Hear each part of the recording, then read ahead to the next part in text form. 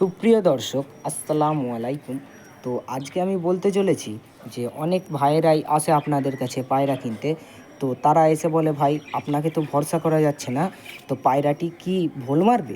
তখন অনেকেই হ্যাঁ না করে থাকে, সেই কারণে পায়রাটা বিক্রি হতে চায়নি।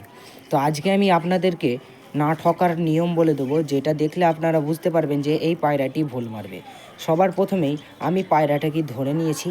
তো প্রথমে পা দুটো পেছনে ধরবেন, ধরেই ডানা দুটো ধরবেন আলতোভাবে, আর ডানা ধরে এই যে ওঠানামা করবেন। দেখতে পাচ্ছেন ন্যাজটা কেমন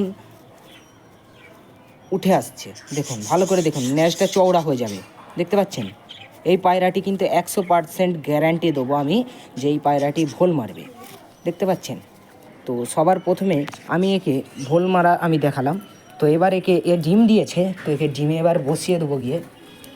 দেখতে পাচ্ছেন এর ডিম তো এর নিচে ঢুকে গেছে।